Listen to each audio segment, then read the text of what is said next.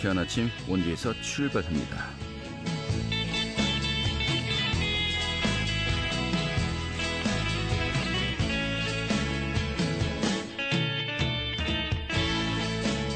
안녕하십니까. 7월 4일 화요일 아침 인사드리겠습니다. 상쾌한 아침 원주에서 출발합니다. 진행이 한태호입니다.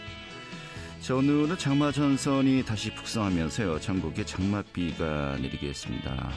일부 서쪽 지방은 이미 비가 시작되었고요. 오후에 전국으로 비가 확대될 것으로 보입니다. 특히 오늘 밤과 내일 새벽 사이에 중부지방에 국지성 호우가 예상되고 있는데요.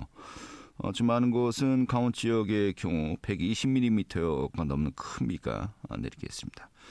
좀 이미 비가 내려서 집안이 약해져 있는 곳이 많습니다. 피해 입지 않도록 주의 기울이셔야 되겠고요.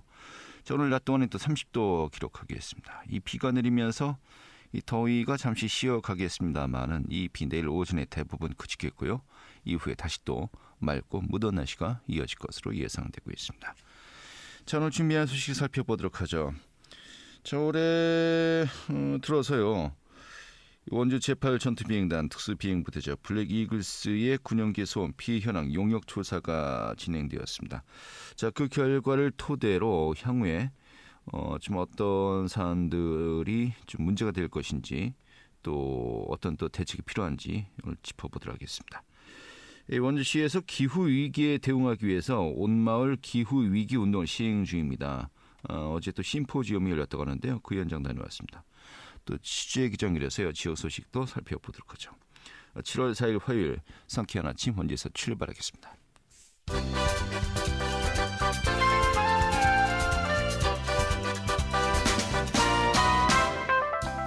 오늘의 뉴스입니다. 정부가 재정 다이어트를 강조하면서 내년도 정부 예산안의 증가폭이 예년보다 크게 줄 수 있다는 전망이 제기되고 있습니다.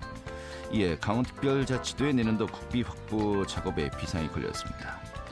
이 도는 내년도 국비 확보 목표액을 9조 5천억 원 규모로 설정했지만 이 자체 세수 부족에 이어서 이 정부의 긴축 건전 재정 방침까지 더해지면서 내년도 국비 확보전이 쉽지 않을 것으로 예상되고 있습니다.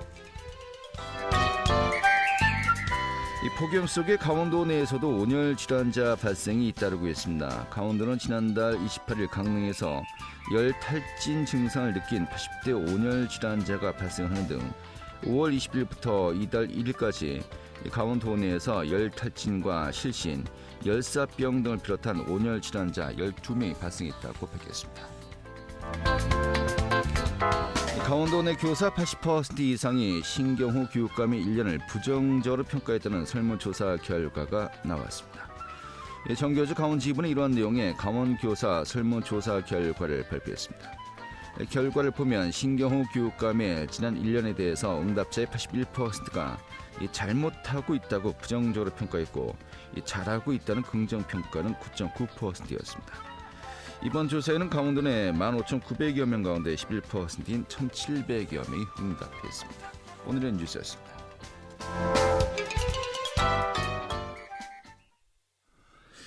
네, 작년 5월부터 올해 4월 말까지요, 원주 8전투 비행단 블랙 이글스의 이 군용기 소음 피해 현황 용역 조사가 진행되었습니다. 자, 그 결과가 나왔고요. 이를 토대로 또 향후에 좀 대책을 어떻게 세워야 될지 좀 많은 논의들이 오가야 될 것 같습니다. 오늘 이 부분 살펴보도록 하죠. 배고인 횡성군 의원 연결하겠습니다. 의원님. 네, 안녕하십니까. 배고인입니다. 예, 반갑습니다. 네. 굉장히 오래 그 용역 조사가 이루어졌군요. 1년 가까이. 작년 네. 5월부터 올해 4월 말까지. 좀 어떤 그 조사 용역이었는지 먼저 좀 개요부터 설명해 주시죠. 네, 이게 이제 군용기 소음 지원법이 생기면서 지역에 그전에는 민사소송을 통해서 보상을 받았는데요. 네. 이제는 이제 법에 의해서 보상을 받게 됐습니다. 그래서 지난해부터 우리 지역 주민들이 보상을 받고 있는데요. 국방부로부터. 근데 문제는 뭐냐면 이 법에 좀 허점이 많다. 그다음에 또 주민들의 지원책이 제대로 이루어지지 않고 있다. 이런 부분이 그동안의 문제점으로 지적이 됐습니다. 네. 그래서 이 법을 좀 개정을 해야 되겠고, 그다음에 주민들의 지원책에 대해서 또 요구를 해야 되겠다라는 생각을 갖고 있었는데, 근거가 있어야 되지 않겠습니까? 네. 그래서 이제 행성군에서 이게 자체적으로 용역을 했다고 보시면 됩니다. 그래서 1억 3,900만 원을 들여서 1년간 용역을 했고요. 그래서 그 결과 소음도는 어느 정도 되는지, 그다음에 주민 건강은 또 얼마만큼 피해를 보고 있는지 이런 조사 결과가 나왔다 이렇게 좀 말씀을 드려야 될 것 같습니다. 네. 횡성군이 자체 예산을 들여서 자체적으로 이제 네. 용역 조사를 실시한 거로군요. 네. 그리고 지금 이야기한 것처럼 소음도라든지 주민들의 건강이 실제로 어떤 정도 피해가 있었는지 어떻게 보면은 너무 늦었네요. 이런 조사가 이루어진 것이요. 그렇죠. 아무래도 근데 이게 이제 군에서 국방부에서 직접 이제 지원이 되다 보니까 협상을 위한 용역이었다. 협상 근거 자료를 위한 용역이었다. 이렇게 좀 말씀을 드려야 될 것 같습니다. 알겠습니다.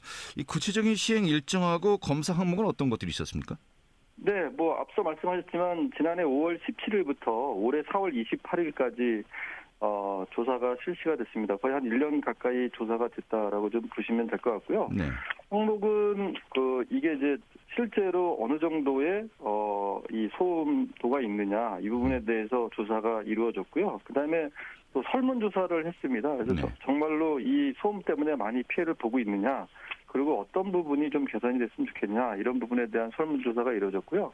그리고 특히나 이제 주민 건강 관련된 또 조사가 이루어졌습니다. 그래서 이 소음과 관련된 질병 항목인데요. 뭐 난청, 이명, 뭐 수면장애, 신경, 뭐 우울증 이런 부분들에 대해서 6개 카테고리 56개 항목에 대한 조사가 이루어졌습니다. 그래서 실제로 주민들이 어느 정도의 어떤 피해를 보고 있느냐 이런 조사가 이루어졌다라고 할 수 있습니다. 네, 그렇군요. 결과가 궁금합니다. 건강검진과 관련해서 구체적으로 결과 어떻게 나왔습니까? 네, 아무래도 장기간 수십 년간 지금 행성 주민들이 이 비행기 소음에 노출이 돼 있었기 때문에 당연히 검사 결과도 피해가 많다라고 나왔습니다. 그래서 특히나 이제 청력 검사 관련해서 조사가 이루어졌는데요. 이 소음 피해 지역의 그 대상자가 확실히 청력 질환에 더 취약하다라고 이렇게 나타났고요.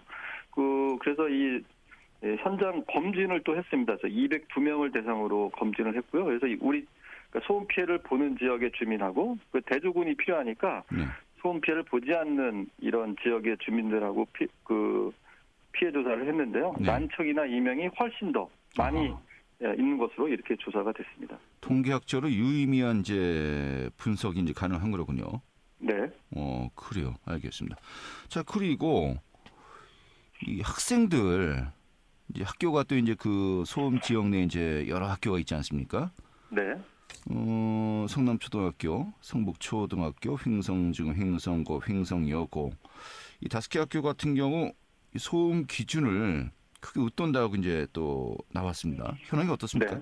네.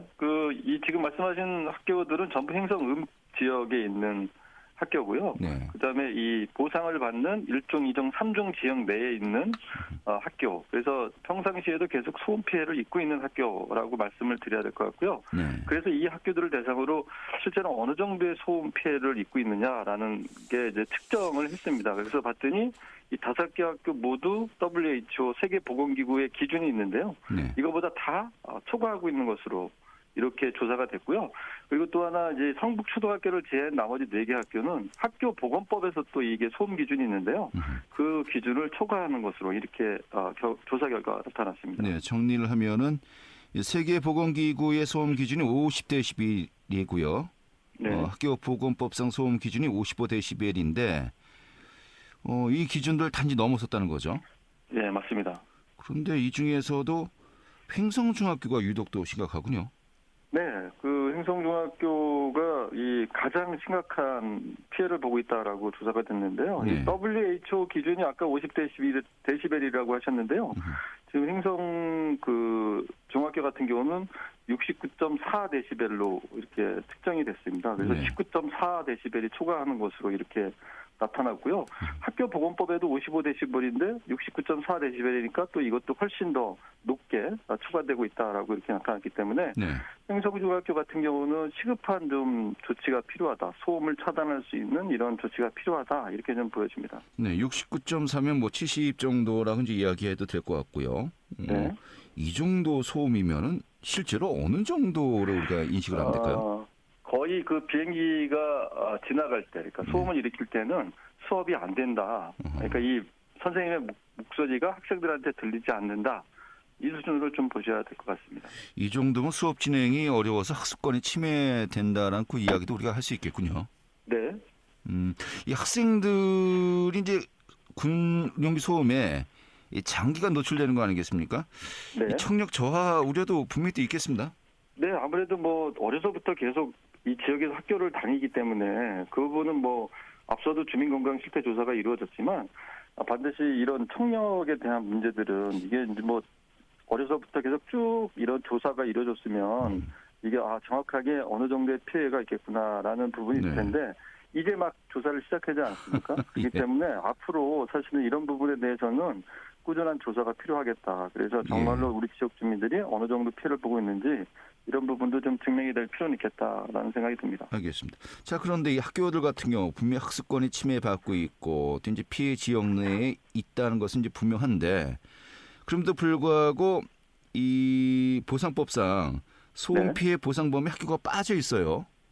이거 좀 그 법의 허점이라 봐야 될까요? 어떻게 우리가 이해해야 될까요?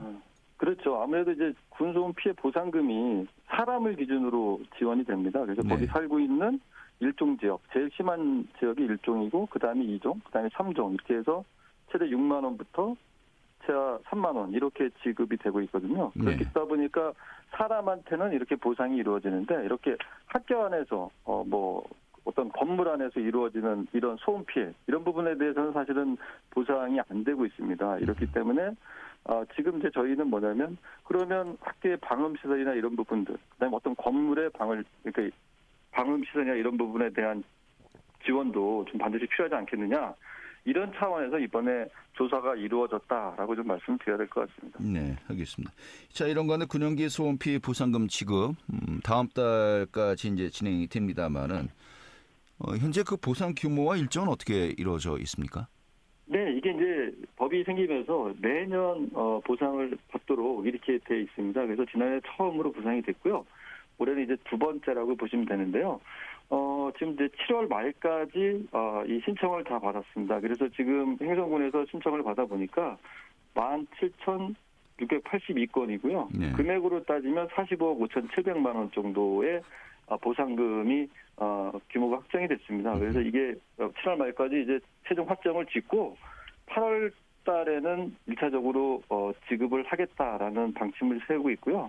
그다음에 이제 이의 신청도 받을 예정입니다. 그래서 이의 신청을 받아서 그 이후에 이의 신청이 반영이 되는 분들에 대해서는 또 12월 말까지, 그러니까 올해 말까지는 전부 다 보상금을 지급하겠다라는 계획을 갖고 있습니다. 알겠습니다. 하지만 앞서 이야기한 대로 횡성군이 자체적으로 이 용역 조사를 실시했고요.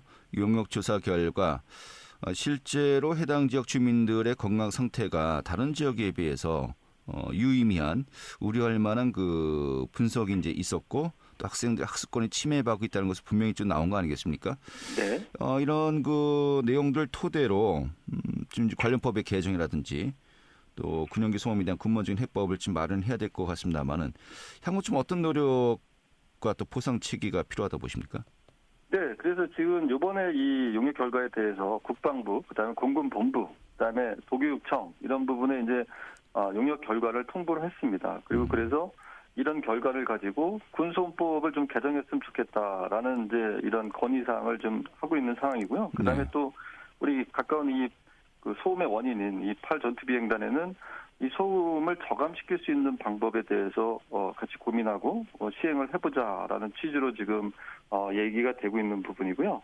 그러면 이제 학생들의 그 소음 관련돼서는 도교육청에 이제 이 용역 자료를 가지고 해서 근거로 해서 이 방음 시설에 대해서 설치 지원을 해달라라는 건의를 할 예정입니다. 지금 이제 이 도교육청에 이 조례가 돼 있습니다. 그래서 이제 군사기지 및 군사시설 주변 이 소음 피해 학교를 지원할 수 있는 조례가 2019년도에 만들어졌는데요. 그래서 이 조례에 의해서 교육감이 좀 지원할 수 있도록 이런 행정 조치를 좀 취해갈 이럴 계획입니다. 알겠습니다.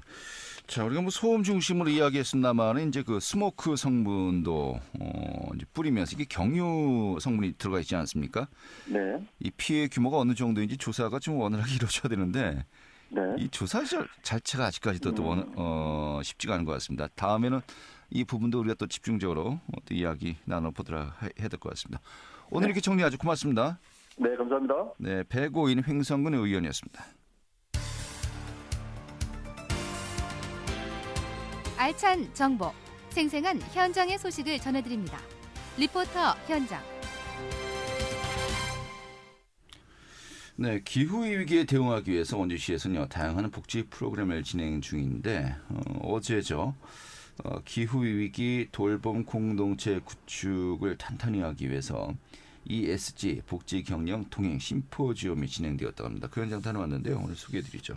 최인혜 리포터 어서 오시죠. 네, 안녕하세요. 네. 자, 어제 열렸습니다. ESG 복지 경영 통행 심포지엄 어떤 자리였습니까? 네, 어제 원주시청에서 명륜 종합사회복지관 주최로 심포지엄이 열렸는데요. 원주시의 ESG 관련 사업과 정책들에 대해 논의하는 자리였습니다. 기후위기, 자연재해로 인한 피해가 매년 커지는 상황에서 가장 큰 피해를 보는 건 취약계층이기 때문에 취약계층을 보호하는 시스템을 마련하고 시민들이 기후위기 관련 실천을 하도록 프로그램을 진행하는 겁니다. 이에 원주시와 원주시의회, 명륜종합사회복지관은 지역과 기관이 기후위기에 대응하는 여러 사업과 또 시민들이 실천할 수 있는 다양한 사업을 모색했고 또 원주시에서 진행되고 있는 환경 관련 활동들을 소개했습니다. 또 시민들을 대상으로 설문조사를 진행했는데요. 강원도 지역의 자연재해로 인한 피해액은 다른 지역에 비해 높은 수준을 보이고 있었는데 시민들의 절반 이상은 기후위기 관련 복지 프로그램에 참여 경험이 없다고 대답했습니다. 원주시에는 환경 관련 동아리 활동가 모임부터 줍깅, 또 탄소 줄이기 캠페인까지 다양한 활동들이 진행 중인데요. 한국지속가능발전센터 윤희철 센터장과 명륜종합사회복지관 최미정 사회복지사에게 이야기 들어보겠습니다.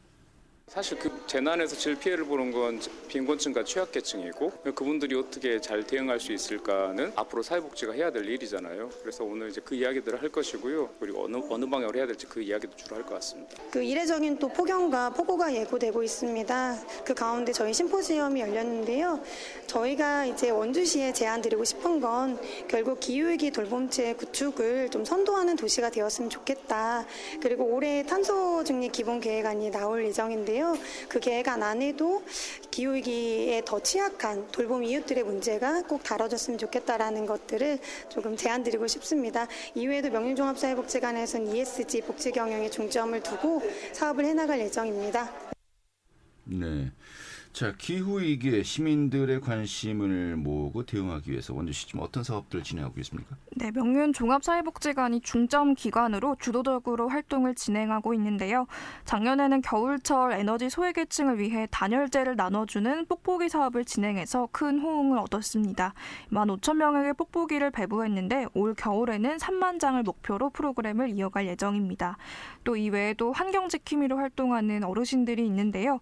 이 환경 정화 활동과 함께 재활용이 되지 않는 병뚜껑을 활용해서 쓸 수 있도록 컵받침, 치약자개, 그릇 받침대로 재탄생시키는 활동을 하고 있습니다. 이 활동가 어르신들은 이렇게 환경 활동가로 활동하면서 환경 문제에 처음으로 관심을 갖게 됐다고 이야기합니다. 가을에는 어르신들이 도슨트가 돼서 마을 친환경 제품들과 지역에 있는 식물들에 대해 소개한다고 하는데요. 또 많은 어르신들이 동참해도 좋을 것 같습니다. 또 복지관에서는 온마을 마켓이라는 친환경 제품을 전시 제공하는 마켓을 마련했습니다. 다양한 환경 활동으로 스탬프를 모아오면 친환경 제품으로 교환해준다고 하는데요. 이렇게 다양한 기후위기 관련 활동에 동참하는 시민들이 점점 늘고 있습니다. 어르신 환경 활동가와 또 심포지엄을 찾은 시민 이야기 들어보겠습니다. 우리가 생각할 때는 쓰레기 버리는 것도 전에 마음대로 그냥 되는 대로 버렸거든요. 근데 지금은 우리가 이제 동아리를 하면서 많이 이제 배우고 느낀 게 분리를 철저히 해야 되겠고 쓸만한 거는 다시 재활용을 할 수가 있다는 걸 우리가 알았어요. 오늘 이 심포지엄을 통해서 좀 더 어떤 다양한 그 실천할 수 있는 어떤 사례나 이런 것들을 한번 들어보고 싶고 경험해보고 싶어서 여기 참여하게 되었습니다. 또 저희 기관에서도 아이들과 병뚜껑을 현재 모으고 있고요. 그리고 이 모은 것을 이제 아이들의 키링이나 냄비 받침이나 아니면은 치약자개를 만들어 보려고 지금 계획하고 있습니다. 네. 자, 또 시민들이 참여할 수 있는 대응 프로그램 어떤 것들이 있습니까? 네, 시민들이 참여할 수 있는 기후위기 대응 환경보호 프로그램이 명륜 종합사회복지관을 중심으로 진행이 되는데요. 월화수목금 요일별 환경보호 활동을 실천하고 선물을 받는 감탄위크 챌린지부터 또 어르신들이 활동하는 환경활동가까지 하반기에도 다양한 프로그램이 이어진다고 합니다. 기후위기에 대응하기 위한 환경활동에 뜻이 있으신 분들은 관련 프로그램 확인해 보시는 것도 좋겠습니다. 네, 알겠습니다. 잘 들었습니다. 네, 감사합니다. 네, 최인혜 리포터였습니다.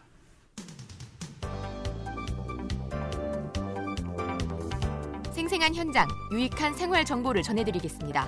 KBS 원주라디오 상쾌한 아침 원주에서 출발합니다를 함께하고 있습니다. 네, 취재 기자 연결해서요. 지역 소식 살펴보도록 하겠습니다. 강원일보의 권순창 기자 연결하죠. 여보세요? 네, 안녕하세요. 예, 반갑습니다. 자, 민선 8기 지자체가 출범한 지 1년이 지났습니다. 이런 가운데 원광수 원주시장 출범 1주년 브리핑을 가졌습니다만은 이 자리에서요. 원주의 산업단지를 추가 조성하겠다고 밝혔군요. 네, 원광수 원주시장이 임기 내에 원주의 산업단지 대여섯 곳을 추가로 조성하겠다고 약속했습니다. 원 시장은 지난달 30일 원주시청 브리핑룸에서 민선 8기 출범 1주년 브리핑을 통해 2010년 이후 인접도시인 춘천과 충북, 충주는 각각 5개의 산업단지를 만들어 도시 경쟁력을 높였지만 원주는 한 개도 조성하지 못했다며 진척이 없는 불온 일반 산업단지는 물론 서부권, 동부권 등 원주 전역에 대여섯 개의 산업단지를 동시에 조성하는 계획을 수립하고 있다고 말했습니다. 또 원주의 미래는 경제도시라고 확언하며 모든 역량을 집중하겠다고 거듭 강조했습니다. 원 시장은 경제를 키워 마련한 재원을 복지, 문화, 교육, 생활, SOC, 주축 등 다양한 분야의 투입, 생존을 위한 정책을 펼치겠다고 했습니다. 취임 후 지난 1년을 파격적이고 혁신적인 변화가 있었다고 자평하기도 했습니다. 성과로는 시장 집무실 원주시청 1층 이전, 반도체 교육센터 개소, 소상공인 종합정보센터 설립, 원도심 공연주차 타워 신설 확정, 시외버스 및 고속버스 터미널 통합, 혁기버스 신설, 택시부재 전면 해제, 동부순환도로 미개통 구간 착공, 전국 최초 꿈이룬 청소년 바우처 지원 등을 꼽았습니다. 원 시장은 새로운 변화, 큰 행복, 더 큰 원주를 선사하기 위해 쉼없이 달려왔다며 지난 1년의 성과보다 더 큰 일을 해낼 수 있도록 한마음 한뜻으로 응원해달라고 당부했습니다. 원 시장은 앞서 지난달 29일 현안 브리핑을 통해 옛 종출장 부지에 2,500석 규모의 강원 오페라 하우스 건립을 강원자치도에 건의했다며 강원 오페라 하우스는 강원 특별자치도 시대를 맞아 미래 산업 글로벌 도시로 나아가기 위한 문화적 발판이 될 것이라고 밝혔습니다. 네, 알겠습니다. 자, 다음 내용 살펴보도록 하죠. 좀 심해촌과 관련된 내용인데 이 심해촌 내 성매매업소 완전 이제 다 없어지지는 않았습니다만은 그래도 그 성매매업소가 절반 가까이 줄어들었다고요? 네, 원주 합성동 도시재생 사업으로 인해 심해촌 내 성매매업소가 5년 새 절반 가까이 준 것으로 확인됐습니다. 원주시는 지난달 28일 원주시 여성 커뮤니티 센터에서 심해촌 정비 TF팀 회의를 진행했습니다. TF팀 조사 결과 원주 심해촌 내 성매매업소는 현재 35곳으로 합성동 도시재생 사업이 시작된 2019년 70곳에 비해 절반가량 줄어든 것으로 나타났습니다. 원주시는 도시재생 사업에 따라 시민들의 왕래가 잦아지며 자연스럽게 심해촌이 없어질 것으로 기대했습니다. 다만 일부 업주의 경우 철거에 따른 보상을 받고 바로 옆 다른 건물에서 또 다른 성매매업소를 차려 운영하다가 건축법 위반으로 적발되는 등 성매매업소의 완전 철수까지는 갈 길이 멀다는 지적도 나옵니다. 합성동 도시재생 사업은 2024년까지 217억 원을 들여 합성동 290-15번지 일대 11만여 제곱미터 규모로 추진되며 공원, 주민 커뮤니티 센터, 소방도로 등이 갖춰질 예정입니다. 원주시 관계자는 합성동 도시재생 사업을 활발히 추진해 앞으로도 성매매 업소를 줄여나가도록 노력하겠다고 밝혔습니다. 네, 알겠습니다. 2019년에 이런 곳이었고 지금 몇 년 만에 35곳으로 줄긴 했습니다만 35곳 아직도 아주 적다라고 짚을 수는 없겠군요. 맞네요. 알겠습니다. 이렇게 정리하겠습니다. 고맙습니다. 네, 감사합니다. 네, 강원일보의 권순창 기자였고요. 자, 7월 4일 화요일에 함께했던 KBS 원주 방송국의 상쾌한 아침 원주에서 출발합니다. 오늘 소식은 여기까지입니다. 지금까지 구성의 문수연, 기술의 한대희였고요. 저는 한태후였습니다. 내일 아침 8시 30분에 다시 인사드리도록 하겠습니다. 고맙습니다.